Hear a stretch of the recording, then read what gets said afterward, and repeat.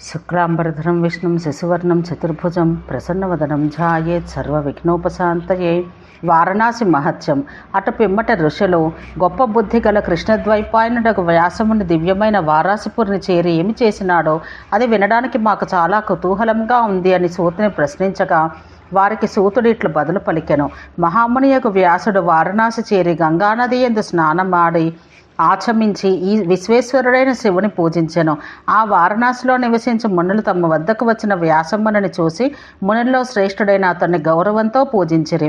వారందరూ ఆ మునికి నమస్కరించి పాపాలను నశింపచేయునది శివునికి సంబంధించినది అగు కథను అతి పురాతనములైన మోక్ష ధర్మాలను తెలుపమని ప్రశ్నించిరి. అన్ని విషయాలు తెలిసిన మహాత్ముడగు ఆ వేదవ్యాస ఋషి కూడా దేవదేవుడగు శివుని గొప్పతనాన్ని ధర్మయుక్తమైన దాన్ని వేదమంత్ర ప్రదర్శన పూర్వకంగా వారికి తెలిపెను. ఆ ముని శ్రేష్ఠుల్లో నుండి వ్యాసుని శిష్యుడు గొప్ప మునియు అగు జైమిని వ్యాసముని గురించి అనాది సిద్ధము రహస్యము అగు తత్వమును గురించి సర్వజ్ఞుడైన ఓ మహాత్మా, మహర్షులకు మీకు తెలియని విషయం ఏదీ లేదు. మా సంశయమును ఒక దాన్ని నివారించవలను. కొంతమంది ధ్యానమును గొప్పదని పొగడుదురు, మరికొందరు ధర్మమే శ్రేష్టమందరు. సాంఖ్యము యోగము తపస్సు గొప్పవని వేరువేరుగా ఆయా ఋషులు చెబుతున్నారు. ఇతరులకు మహర్షుల బ్రహ్మచర్యమే నిశ్చయంగా గొప్పదని అంటారు. కొందరు అహింసను, ఇతరులు సత్యాన్ని, మరికొందరు సన్యాసాన్ని శ్రేష్టంగా గుర్తించదును. కొంతమంది దయను ప్రశంసిస్తారు. దానాన్ని, వేదాధ్యయనాన్ని, తీర్థయాత్రను, ఇంద్రియ నిగ్రహాన్ని ఉత్తమ ధర్మాలుగా ఆయా పండితులు చెబుతున్నారు.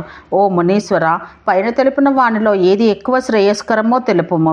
ఇవి కాక మరేదైనా రహస్యతత్వం ఉంటే దాన్ని మాకు దయతో తెలుపుము అని అడిగాను.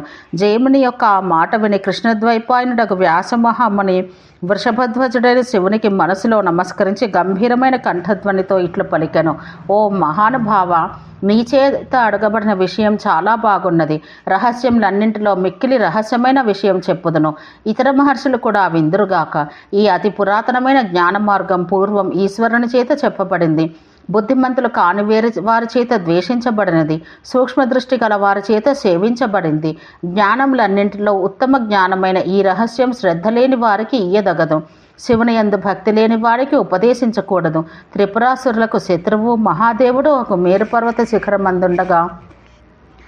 శివుడు మేరుపర్వత శిఖరమందుండగా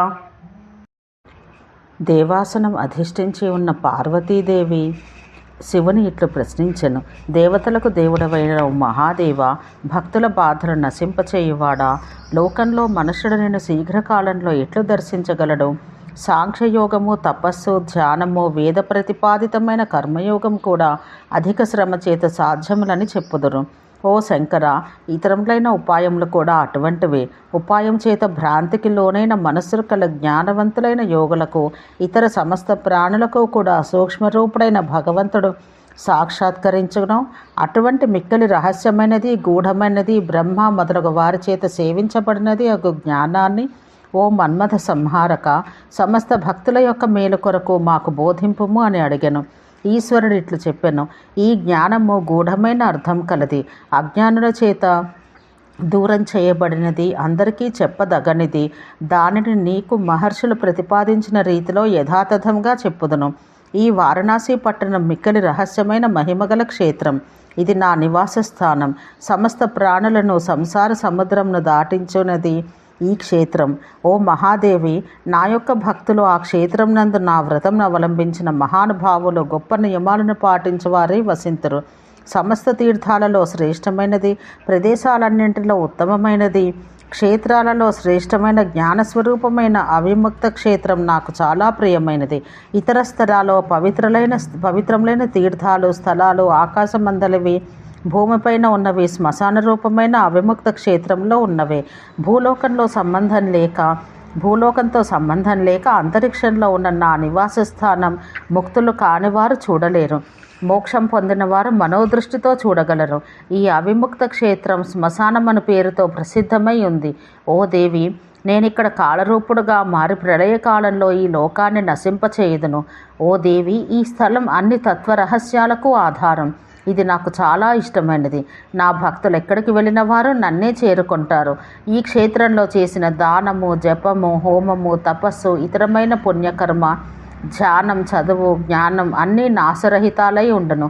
బ్రాహ్మణులు, క్షత్రియులు, వైశ్యులు, శూద్రులు, వర్ణసంకరం కలవారు, స్త్రీలు, మ్లేచ్చులు, ఇంకను ఇతరులైన సంకీర్ణ జాతులు, పాపకర్ములు ఎవరు కలరో, కీటకములు, చీమలు, ఇతరములైన మృగములు, పక్షులు అవి ముక్తక్షేత్రంలో అవసాన కాలంలో ప్రాణాలు విడవగా, ఓ దేవి, అక్కడ మంగళకరమైన నా పట్టణమందు అర్ధచంద్రులు తలయందు కలవారు, 3 కన్నులు కలవారు, గొప్ప ఎద్దు వాహనముగా కలవారు ఒక మనుషులు జన్మింతురు. అవిముక్త క్షేత్రంలో మరణించిన ఏ పాపాత్ముడు కూడా నరకానికి వెళ్ళడు. అక్కడ మరణించిన అందరూ కూడా ఈశ్వరుని అనుగ్రహాన్ని పొంది మోక్షపదం పొందుతారు. మోక్షం మిక్కిలి కష్టంతో పొందదగిందని, సంసారం చాలా భయంకరమైనదని తెలుసుకొని మనుషుడు తన పాదాలను శిలతో ఖండించుకొని కాశీలో నివసించాలి. ఓ పరమేశ్వరి, ప్రపంచంలో ప్రాణికి తపస్సు చేసే అవకాశం దుర్లభమైనది. అటువంటి లోకంలో ఆపదను పొందిన వానికి సంసార బంధం నుండి విడిపించే ఉపాయమైనది పర్వతరాజపుత్రి. నా అనుగ్రహం వల్ల మానవుల పాపం నశిస్తుంది. ఈ విషయం పండితులు కానివారు నా మాయచే మోహితులై తెలుసుకొనజాలరు. ఓ దేవి, ఎవడు 100 కొలది ఆటంకాల చేత బాధింపబడుతూ కూడా అవిముక్తమును ప్రవేశించునో అట్టివాడు దుఃఖమునకు అవకాశం లేని పరమపదాన్ని పొందును. పుట్టుక, మరణం, ముసలితనంలో లేని శ్రేష్టమైన శివ సాయుధ్యాన్ని చేరను. మోక్షాన్ని కోరుతున్న వారికి జనన మరణాలు లేని గమ్యస్థానం అదే కదా. పండితుడైన వాడు అటువంటి అవిముక్త క్షేత్రం చేరి కృతార్థుడనైతునని తలచును. దానాల చేత కానీ, తపస్సుల చేత కానీ, యజ్ఞాల చేత కానీ, పాండిత్యం చేత కానీ అవిముక్త క్షేత్రంలో వసించటం వల్ల కలుగు శ్రేష్టమైన ముక్తి పదం లభించదు. అనేక వర్ణాల వారు, వర్ణహీనులు, అసహించుకున్నబడు చండాలురు మొదలగు వారు, పాపాలతో నిండిన శరీరాలు కలవారు, బాధను కలిగించి గొప్ప రోగాదులతో కూడిన వారెవరో అట్టి వారికి అవిముక్తం ఉత్తమౌషధమని పండితులు తెలుసుకుంటారు. అవిముక్త క్షేత్రం గొప్ప జ్ఞానరూపమైనది. అది సర్వశ్రేష్టమైన స్థానం. అవిముక్తము శ్రేష్టమైన ఆత్మజ్ఞానం కలిగించి చివరకు వారికి మోక్షం అనుగ్రహించును. ప్రయాగ క్షేత్రం, నైమిసారణ్యం, శ్రీశైలం, హిమాలయ పర్వతం, కేదారం, భద్రకర్ణం, గయా మరియు పుష్కర క్షేత్రం, కురుక్షేత్రం, రుద్రకోటి, నర్మదా నది, హాటకేశ్వరం, శాలిగ్రామం, పుష్పాగ్రం, వంశము మరియు కోకాముఖం, ప్రభాస తీర్థం, విజయేశానం, గోకర్ణ క్షేత్రం, శంకుకర్ణం అనేవి ముల్లోకాలలో ప్రసిద్ధములైన పుణ్యస్థలాలు. కాశీయందు మరణించిన వారు మోక్షాన్ని పొందినట్లు పూర్వోక్త క్షేత్రాలలో కూడా ముక్తి పొందుతారు. వారణాసి యందు విశేషంగా 3 మార్గాలు ప్రవహించినది గంగ కలదు. గంగలో మునిగినంతనే 100 పూర్వజన్మల్లో చేసిన పాపాలు నశిస్తాయి. ఇతర స్థలాల్లో సులభంగా అందును. శ్రాద్ధము, దానము, జపము, వ్రతములు ఇవన్నీ ఇతరత్రా పొందవచ్చు. వారణాసి యందు పొందటం మిక్కిలి కష్టం. యాగము, హోమము ఎల్లప్పుడూ చెయ్యాలి. దానం చేయుట, ఇతరులను పూజించుట, వాయుభక్షణం చేయుచు ఎల్లప్పుడూ వారణాసి యందు నివసించే మనుషుడు పాపాత్ముడైన, మొండివాడైన, అధార్మికుడైనప్పటికీ అతడు వారణాసిని చేరుకుని 3 వంశాలను పవిత్రం చేయును. ఎవరైతే వారణాసి యందు మహాదేవుడకు శివుని స్తోత్రం చేయుదురో, పూజింతురో వారు అన్ని పాపాల నుండి విడుదల పొందిన వారి గణేశ్వరులగుదరని తెలియవలను.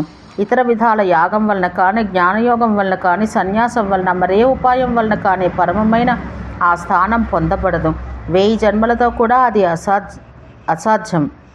ఎవరు మహాదేవుని యందు భక్తి కలవారే వారణాసి యందు నివసిస్తారో వారు ఒక్క జన్మతోనే పరమమైన మోక్షపదం పొందుతారు. ఎక్కడ ఒక్క జన్మ చేతనే యోగము, జ్ఞానము, మోక్షము లభించునో అది అవిముక్తము. అవిముక్త క్షేత్రాన్ని చేరి మరలా ఇంకొక తపోవనానికి వెళ్ళరాదు. అందువల్ల నా చేత అది విడవబడనిదై అవిముక్తమని ప్రసిద్ధమైంది. దీన్ని తెలుసుకొని ముక్తిని పొందవచ్చు. సర్వోత్తమమైన ఆనందాన్ని కోరుతూ జ్ఞానమందు, ధ్యానమందు నిమగ్నులైన వారికి, ఓ దేవి, ఏ పుణ్యగతి చెప్పబడిందో అది అవిముక్త క్షేత్రంలో మరణించిన వానికి లభించును. అవిముక్త స్థలములుగా దేవతల చేత నిత్యంగా తెలుపబడిన క్షేత్రాలలో అన్నింటికంటే వారణాసి పట్టణం ఎక్కువ శుభదాయకమైనది. అక్కడ సాక్షాత్తు మహాదేవుడు నివసిస్తున్నాడు. అన్నింటికంటే ఉత్తమమైన తత్వస్వరూపం కావున అవిముక్తమని చెప్పబడుతోంది. దేవి, ఒక్క జన్మతోనే వారణాసి యందు అది పొందబడును. కనుబొమ్మల మధ్య యందు, నాభి మధ్య భాగంలో, రొమ్మునందు, శిరస్సునందు కూడా సూర్యమండలమందు ఉన్నట్టుగానే వారణాసి అను అవిముక్త క్షేత్రమందు ఆ పరతత్వం నిలిచి ఉంది.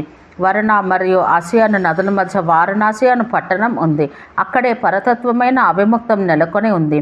వారణాసి కంటే శ్రేష్టమైన స్థానం ఇంతకు పూర్వం లేదు, ఇక ముందు ఉండబోదు. భగవంతుడు నారాయణుడు మహాదేవుడు ఈశ్వరుని వల్ల నిలిచి ఉన్నట్టు అక్కడ గంధర్వులు, యక్షులు, నాగులు, రాక్షసులతో కూడిన దేవతలు నన్నెల్లప్పుడూ సేవిస్తారు. దేవదేవుడకు పితామహుడు అక్కడ నివసించను. గొప్ప పాపం చేసిన వారు, వారికంటే అధిక పాపాత్ములు కూడా ఎవరు కలరు? వారు వారణాసిని చేరుకుని ఉత్తమమైన ముక్తి పదం పొందుతారు. అందువల్ల మోక్షం కోరుతున్న మానవుడు నియమబద్ధుడై మరణ పర్యంతం కాశీలో నివసించాలి. ఓం శాంతి శాంతి శాంతి.